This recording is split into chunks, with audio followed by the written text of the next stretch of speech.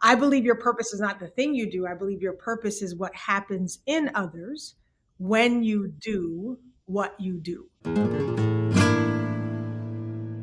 Welcome to another episode of the Spanish Guitar Mastermind. In today's episode, we're going to dive into a heavy topic, and that's how do we truly discover and identify our true purpose?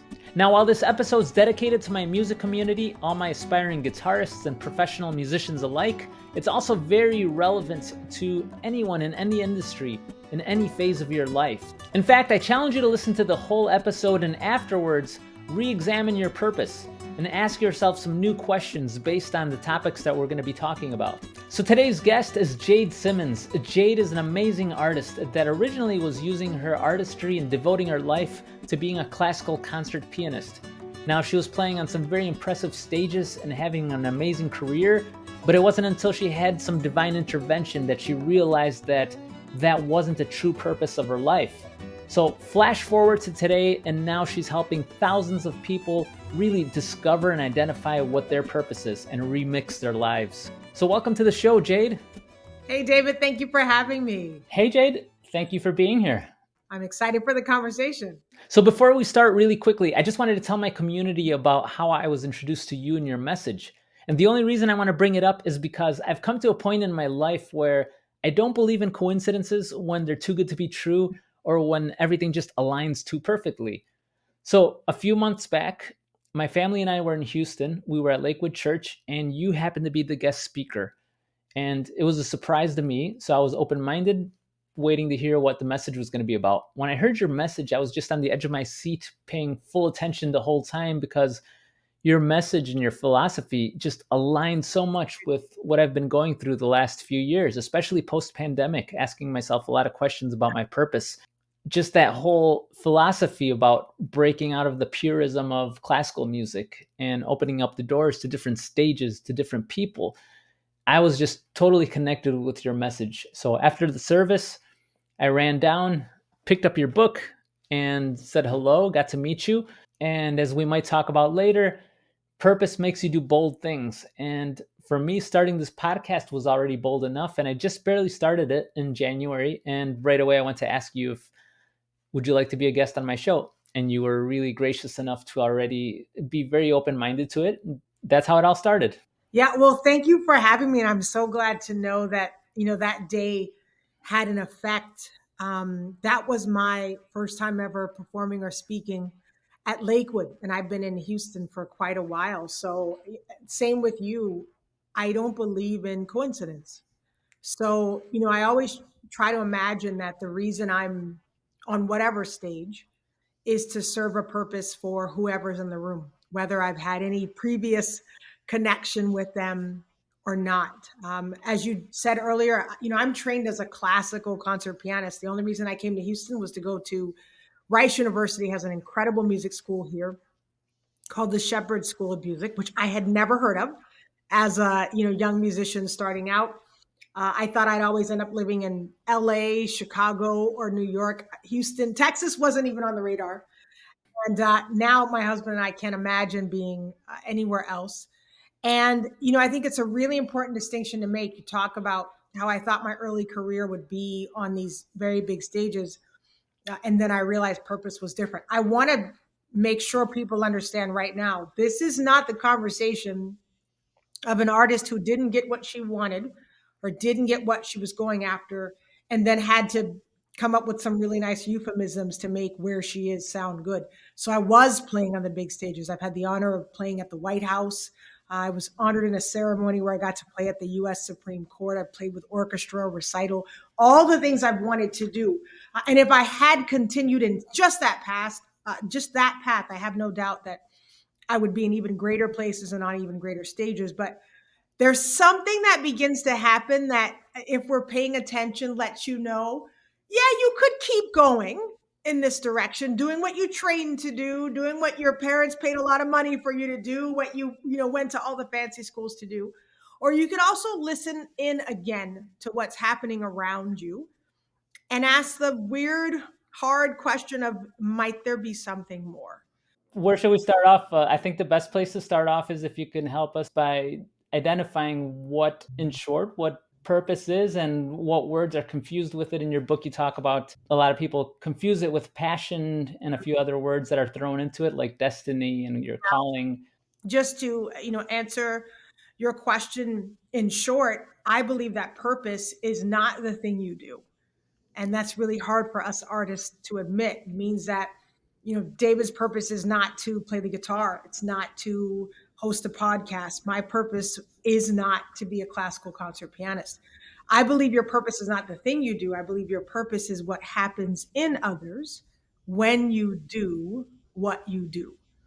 So, congrats. I didn't take your guitar from you, right? It just means that your focus now is shifting. It's saying, when I personally play this instrument that a gazillion other artists also play, what is happening in my audience that's unique? Because that thing that's breaking out in the people in the seats is actually where purpose lies. So, purpose is this internal thing. It's an outbreak effect that's happening in the audiences that we serve if we put it solely in the perspective as artists and musicians and performers. And that's the part that's a little cloudy at first when I heard your message, because it's like, okay, it's not exactly what you're doing, but it is indirectly through what you're doing. Yeah. But so there's a few different ways that we could. It's not just, for example, with myself, maybe it's not just through the guitar. Maybe that's why I'm also doing a lot of these things I started, like doing the podcast and a couple other communities that I started to build, because I want to reach more people and That's it. affect people's lives. Yeah.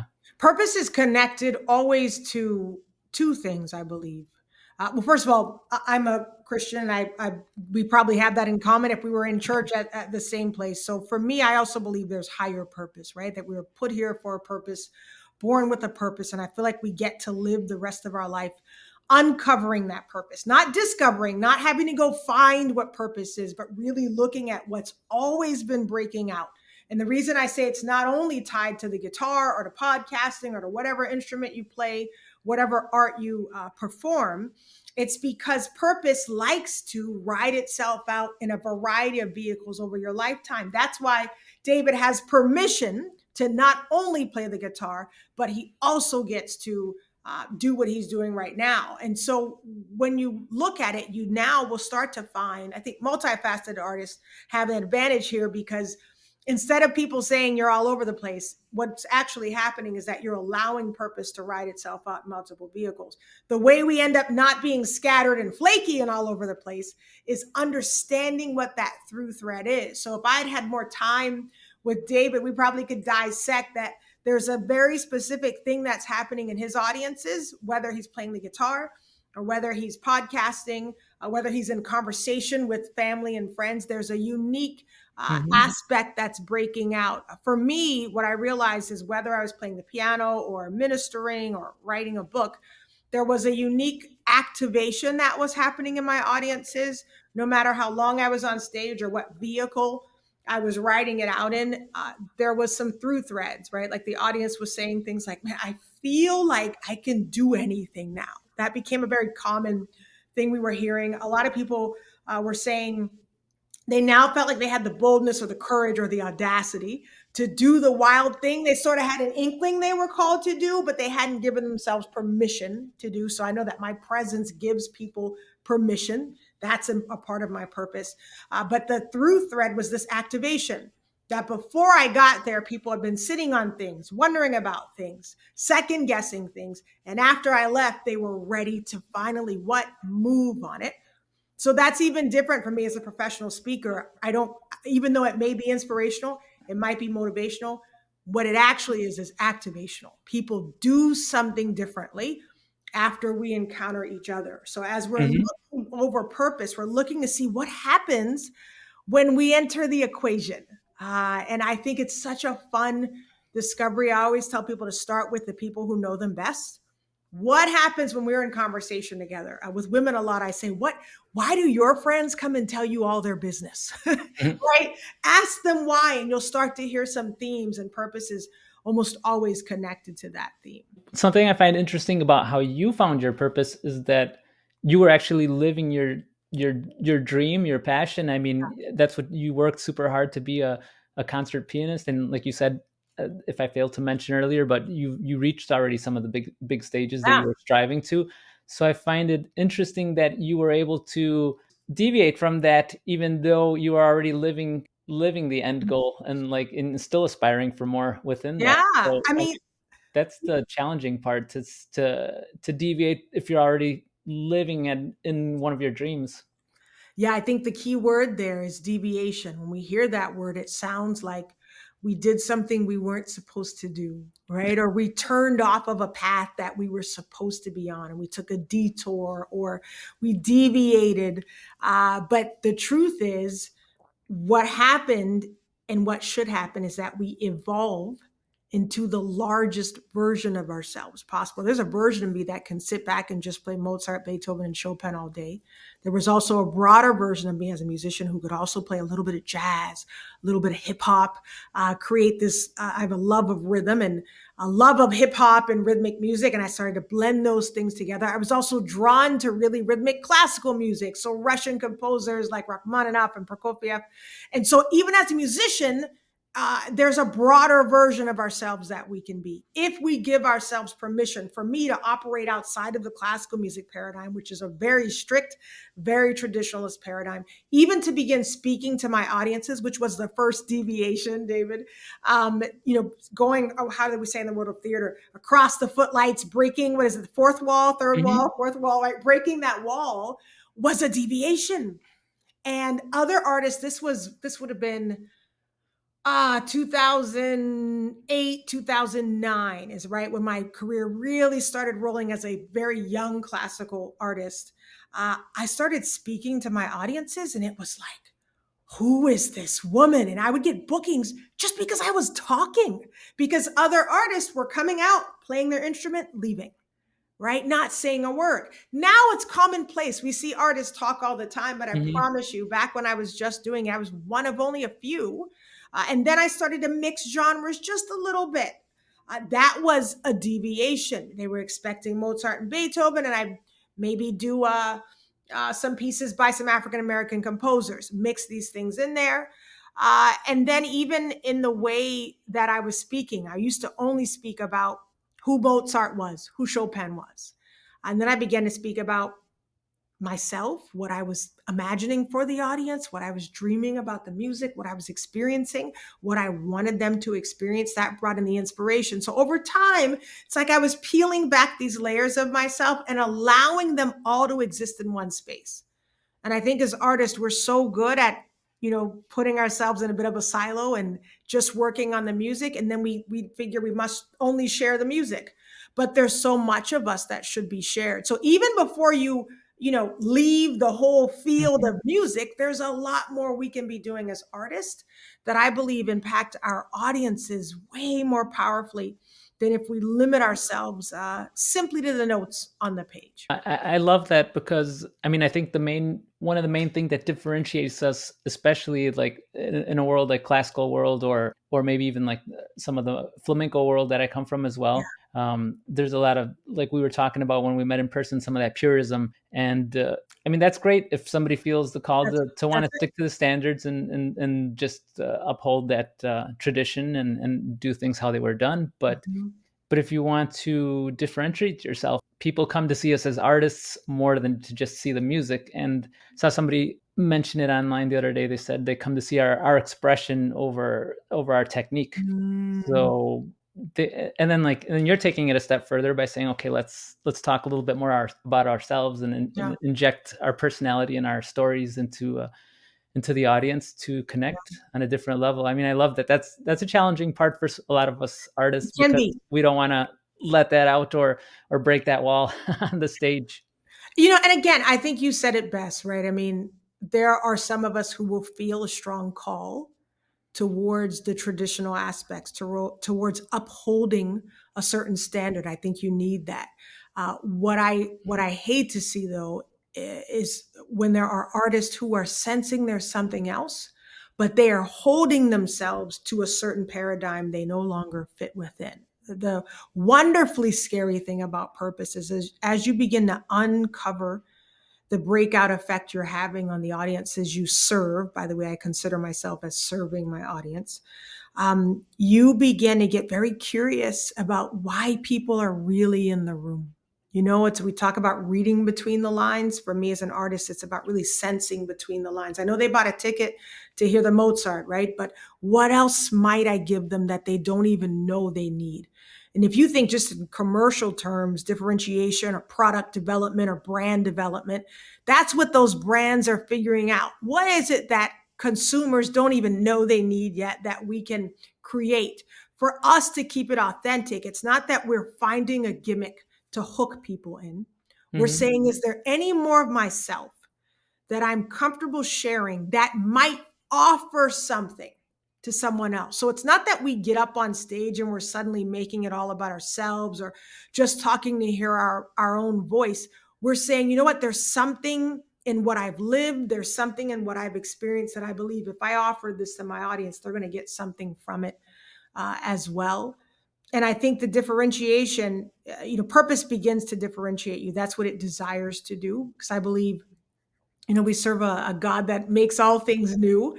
And I believe we should constantly be asking what's next and what's new.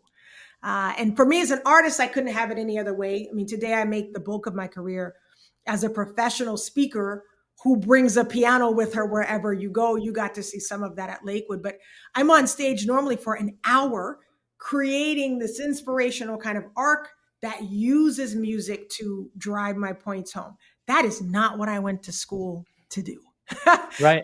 If you told me, Jade, you can have back your early career of just playing with orchestra and recital, or this incredibly varied career now that has you impacting in rooms you have no business being in, I would never trade it in what I'm doing now for that original dream.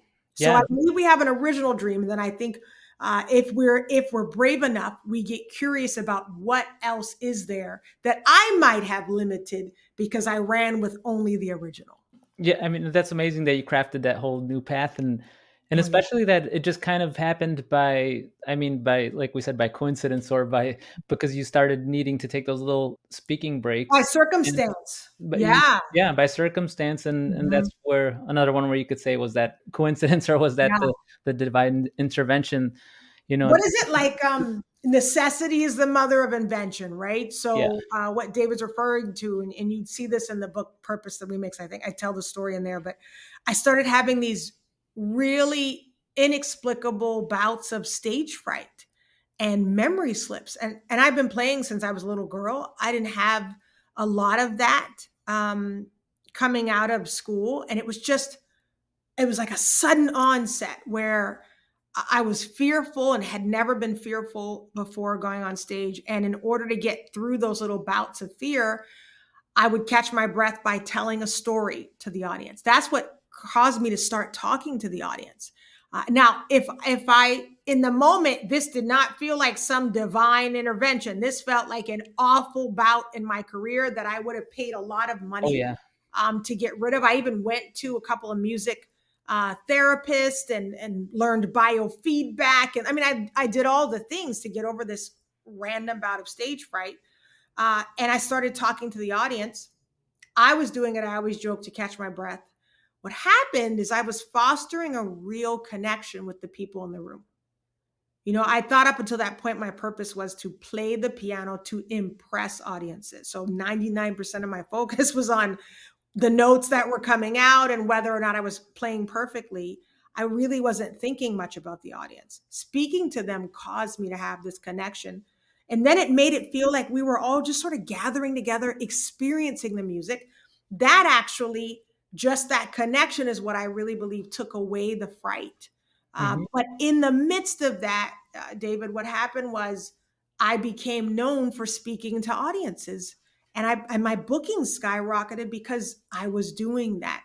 So it wasn't the original intention, uh, Right. but because I had to do it to so-called survive, it became something that differentiated me, calmed me down. Um, it also broke the defenses down of the audience.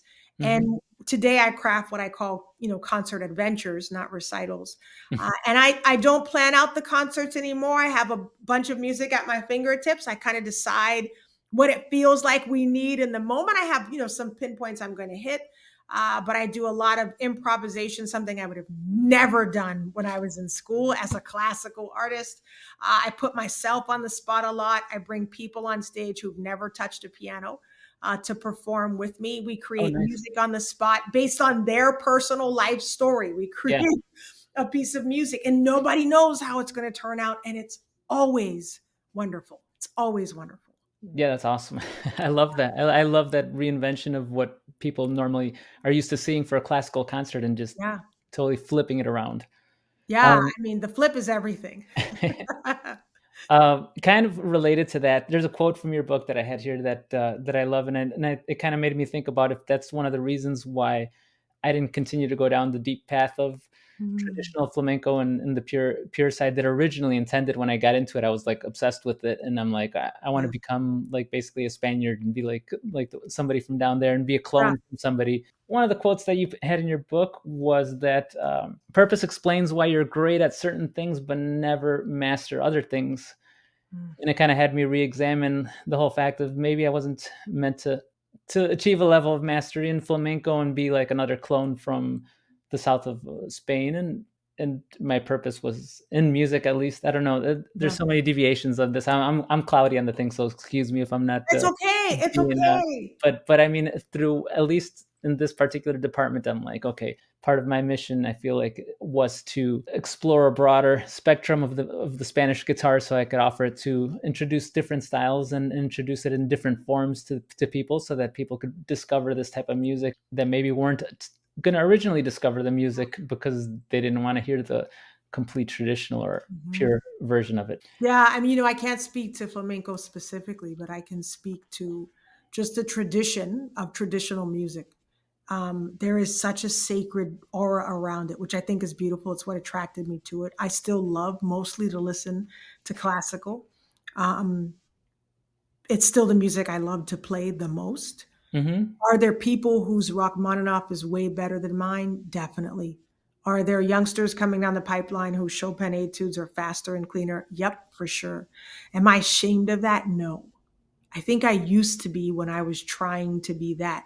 So, those listening in, so that you don't take this out of context, nothing we're saying gives you an excuse to not be excellent.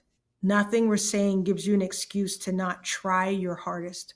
But what I'm asking you to insert into that process is a question is, why am I doing this? What is it really for? Some of you will feel, yep, this I'm supposed to be leaning strictly into this thing, going in this direction. So it's not that we're saying, oh, purpose gives you an excuse to not master.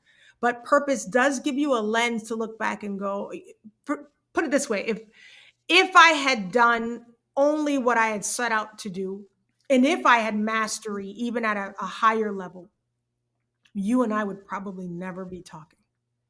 I would have probably not ever played at Lakewood Church. Some of the places I play now are not concert spaces. It's NBC Universal or Hershey's or Nationwide. These are the places I play now, Zillow or QuickBooks. I would never be on that stage because my only credential would be Mozart, Beethoven, Rachmaninoff, Chopin. Today, as a creative artist, when I go into these business settings, I'm the one in the room with the monopoly on true creativity, innovation, reinvention. What does it look like to take something that's centuries old and reinvent? What does it look like as an artist to dig in to the level of mastery? What does it look like to extract themes and motifs and through threads and put that back into something and give it life? This is the stuff that corporations are trying to figure out. It's what we do on a daily basis. So Hmm. suddenly, in one place where I might have been common, I am picked up. Purpose comes with me. So does my talent, my gifting, and my skill. And I'm now put into a place where I'm a unicorn and have insights and thought patterns and mindsets that this area never thought to implement. And this is what the question is. It's not, am I giving up because I can't play, like the 12-year-old prodigy coming down the pipeline? Or am I giving in to something that is other than what I thought it was going to be? And, a couple of things there, David. You said that what you're doing now opens up that world to people who might not have had access before. Purpose often does that. That's how we often know we're on the right track, because it's allowing us to break open spaces that were once closed. Right. And I mean, that's something I feel very passionate about, Mhm. is letting other people into a world that maybe they wouldn't have never come to or approached. I was going to say, I realized when you said passion, your initial question was about those differences, and Yeah. purpose and passion is one of the big ones that I like to differentiate. I spent a good time of it on the book, because I feel like a lot of times we're taught and told to follow your passion. And what I say is that, it sounds good, but that's why we can be passionate about something on one day and the next day lose all the fire for it or be burnt out. A lot of times when we're burnt out, we are following passion or chasing passion. And I say that passion is actually not designed to be followed. It's not designed to be a leader. Purpose, on the other hand, is designed to lead. We can trust purpose enough to follow it, because purpose actually never changes. The vehicle, right? Podcasting, guitar, painting, whatever else you do, speaking, ministry, those are the vehicles. Hmm. But if we find out that your purpose is to grant access to spaces that people have been blocked from, that purpose is going to come with you, whatever you're doing. Passion, to me, is designed to be a fuel. Now, it will fuel you in your purpose. The great thing about purpose is that purpose is a renewable energy. It actually fuels itself. It never runs out. I can be dead tired and then have to get on a stage. And that audience, we are exchanging something. I'm pouring out and they're receiving, which pours right back into me. And there's an energy that I can't quite describe that kicks itself up when I'm in the right space. Now, I can also be in the wrong space, space that's not designed to receive me or only wants me to sit down, shut up, and play the piano. I actually don't go to those spaces anymore. But my team knows, don't book me any place that doesn't want me to talk. Because even though I can skill wise do what they're asking, this is skill, it's not purpose. So we only say yes to things that have purpose in them. And that's a bold move It for is a bold move. It for cost me a lot of money yeah. coming out of college. All my piano friends were playing weddings and every gig they could get their hand on. And I did that early while I was in grad school. And then I knew I wanted to be a concert pianist, period. I didn't want to teach, Hmm. and I didn't want to gig. And I knew there was a difference between a gigging pianist, a wedding pianist, and a concert pianist. Oh yeah. So I cut it off. I didn't do any gigs, and I only played whatever concerts I could book. And I also created a salon concert series. So that's where my entrepreneurial stuff started to kick in. And it was a commitment, because I was watching what looked like good money pass me by. Today, I really am blessed to have an embarrassment of riches in terms of having changed what would have been a starving artist kind of lifestyle into a very profitable company and business. Hmm. But it all started at the piano. It started at the piano, but it was making these what people thought were wild decisions, right? Or my music friends thought I was crazy to say no to gigs. But part of my business over the years has been to coach other artists into how to become more of a profitable enterprise. So purpose actually pays off at the end of the day as well. Well, even before even reaching purpose, just that from a strategic point of view, I love that you just decided in your head. You said, "I want to be a concert artist," and like they say, burn the boats, and Yeah. don't think about taking that wedding Yeah. gig, and nothing wrong with it. For it's also a fulfilling role for musicians to do, That's it. and you're Yeah. fulfilling other people's days and events and all this. But for you personally, you said, okay, I just want to be a concert artist, and I admired some of my fellow musicians that I know that are just concert artists, and maybe Wow. they teach on the side, but you were even more hardcore, and you're like, I don't want No, to I teach was or nothing, hardcore. and I just so you just I told my mom, I said, I never want to teach. And she said, oh, I think you're going to change your mind one day. And I said, nope, I don't ever want to teach piano. And she said, here's the thing. She said, when you begin to master something and you start figuring out things for yourself, you're going to want to teach that back. You're going to want to replicate it. And I was like, you don't know what you're talking about. Here's where she was wrong.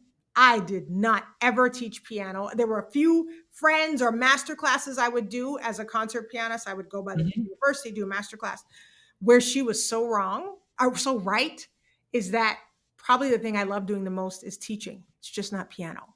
I love to teach now on mindset, Right. on breakthrough, on purpose, on ministry, on the word of God. I will teach all day. And she was right in that. It's just the vehicle wasn't what she thought. Right. You're at the ultimately you're I'm teaching, still but teaching. Yeah. it just wasn't directly on the piano. Mm-mm, mm-mm. So for some of my community that they're just kind of lost or haven't ever thought about this, where's a good place to start? Like, what type of questions should we be asking? Especially like maybe let's direct it at my musicians first. Yeah. Some of my musicians that are doing all types of jobs just to make a living, and Mhm. they're not in a place maybe to say, okay, I'm going to drop all Of course. my gigs because they can't afford it at the moment or something. But it's something that you could start asking yourself the question and Mhm. start directing yourself where you want to go or why you're in certain rooms, or Yeah. what type of questions would you start asking or suggest people start I, considering? I always say to start with sort of a retrograde investigation of who you've always been and how you've always been breaking out. And it's why one of the reasons it's hard to do that is because we are very consumed, rightfully so, with just making ends meet, paying the bills. And so it'll have us in a lot of different places, stretched in a lot of places. Thank God that we have the ability to do all the things we're doing to put food on our table, but we need to make some space and time to at least reflect back. And you look at the audiences you perform for, whether it's been busking in a subway, right? Or official engagements, gigs, and concerts. What are people saying about how you make them feel when they are playing? You usually can find hints in the type of music you're drawn to. I mentioned being drawn to highly rhythmic classical music. Even when I was strictly classical, it was always the rhythmic stuff. And composers would hit me up because I could play all the cross rhythms. You know, I'm the person who can do all that stuff, right? Like I love that because I was also in drum line and all these things. Rhythm was always something really important to me. So that began to distinguish me. What is even the aspect in your music that's distinguishing you? And you might have put it to the side because it seemed too specific or too narrow minded, but pay attention because it may have to do with your corner of the market that has your name written on it. And then you want to look sort of esoterically at what it also might mean, right? So for me, rhythm, I was obsessed with, still obsessed with rhythm. I'm always drumming on something. I look at what I do today and I usually help people uncover the rhythm, right, of their life, help them march to a new beat. If they're leaders, what's Mhm. the new rhythm you need to be creating for the teams that you're serving? So I'm still doing all the same things. They're just now manifesting in a different way in my life. So you want to first look back, see what you've always been doing. What's the outbreak you've always been having? I would also, secondly, interview people who know you, especially when it comes to relationship and conversation. What is it that happens um, when I speak to David? What is it that I feel from him when we have a conversation? Ask people, what is it you get from me or you've noticed about me? And it's funny, the answers are always real. Sometimes you're like, I never knew that was a thing. Other times it's shocking. I've had people who consider themselves shy find out that others saw them as bold and courageous. And it's a really cathartic thing to uncover how you've always been affecting people and it might have just gone over your head. Purpose is hidden in the combination of those things, right? Like I started asking audiences or listening to audiences after shows when what they were complimenting me on. I love standing ovations. That's fun. That's all a lot of fun. It's great for the ego. But the compliment I love is when people don't say, uh, so they can say, Jade, you were awesome. Okay, thank you. That's nice. I love when they say, Jade, oh my gosh, I feel awesome. That's the A compliment. little key, yeah, a little key That's it. difference. Right. So David would start listing now for people to say, you know, I've never thought of this music quite like this. Or I've never heard it this way. Or I remember my grandparents would play this, but when you do it, that's what he's going to want to listen for because in there is purpose. And then that little nugget, I'm just running with this access theme here. Let's say he finds out they say, I never knew I could or had permission or could be in this space. He now looks at other things he might can create that create access. because purpose is going to be that. When you get invitations now, you're going to say yes or no based on if you can see purpose in that invitation, your purpose, not just Mhm. purposeful, but your purpose. So it's that, backwards investigation to see what you've always been doing and how you've always been breaking out. I gotta say that's one of the most fulfilling things that I hear is recently I had a performance in New York, and I was doing a couple little clips of people after the show. I said, "Hey, you mind if I get some opinions and or what you thought of the show?" Because they were speaking well, and I'm like, I want to get some of that on video. Yeah. Oh, yeah. And I was asking, and one of the last ones that I recorded, she started using those words, and I didn't realize it until you just said it right now. Why? Oh, yeah. It's huge. But she said, she's like, you made me feel this, you made me feel so this inside. So started using all these expressive words, but saying like like she was like literally pointing at herself inside her heart. And I'm like, wow, that's impactful, and it made me leave the place so fulfilled. And It's so much. It's great. Like I said, standing O's and great reviews are awesome. Um, but there's something about you doing nothing but being who you feel you're supposed to be, performing the music you feel you are called to perform, and then watching perfect strangers have their own experience with it, stuff you couldn't have even dreamed up, and then I would challenge you to go back and listen to those clips again and listen for commonalities between what people are saying. Those commonalities tell you where you should sort of lean in. The only reason, so when I write a book now, if my purpose, I haven't said this yet, my purpose is to activate audiences into becoming the biggest, boldest version of themselves possible, the one I believe they were created to be, the version that is created to do big, bold things, right? So as I'm listening in my audience, I want to hear, oh, I feel like I can do. Then I say, what is it that you want to do? What is it you haven't been doing? So as a coach, what am I coaching people on? Very specific, doing the things you're called to do right now. What am I writing books on? Books that are going to make you go do the thing bigger and bolder. So my first book is Audacious Prayers for World Changers, because I felt like we were praying too small. So that book has to make you do what? Behave in a bigger, bolder way. mhm. So it begins to give you direction on any project you take on. You know what the outcome of it should be. So now you know what book to write, what concert to play, what music to program, and there's a freedom in knowing that you are doing what you specifically can do very well. Well said.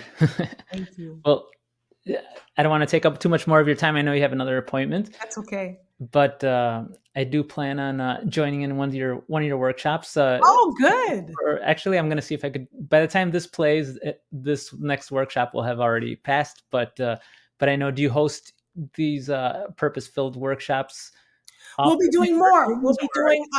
you We actually may do one coming up soon on differentiation. We talked about that a little bit, and I think that's something that can really be a benefit to people. There's an art to it and a process to it, and I love helping people get down to the most, the biggest, boldest version, but the most unique version of who they are as well. So yeah, they can learn more at jadesimmons.com. Whenever we have offerings, it'll be there as well.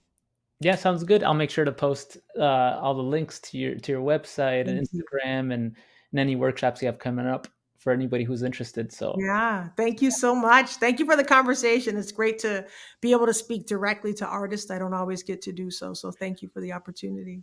no, I love it. I know your audience isn't just artists anymore Yeah. or music lovers. It's everybody. But I really enjoyed it, and like I said, I really connected with you a few months back at Lakewood, and Yeah. you're doing something similar. Where I'm starting to feel like that's part of my purpose is to mix in a lot of mindset practices in Mhm. the music community, because not a lot of musicians Huge. talk about this, and they don't realize at the end of the day mindset is behind and any industry. That's it. Nobody really thinks about it, whether you're teaching music or you're playing music.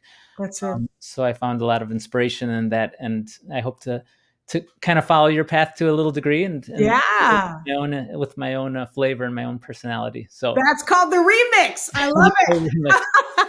fact, if you would have told me 5 years ago would be hosting something like this and trying to share this with a community, I would have thought it would have been impossible, because I didn't like to see myself on video. I didn't like Yeah. to talk. I didn't like to do any type of any type of this Yeah. type of work. So just doing this is, there must be some purpose to this, because doing these type of things wasn't that easy before. That's it. Purpose will stretch you. I think I say that in the Yeah. book.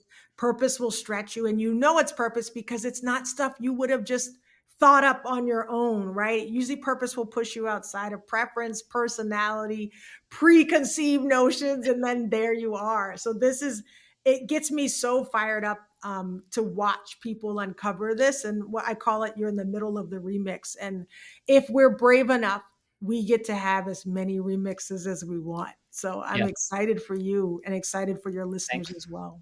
Yeah. Well, Thank thank you. you, Jade. Thank you so much. Yeah. Thanks for being on. And like I mentioned, look for Jade Simmons on in the show notes. I'll have all the links, and I will see you in the next episode.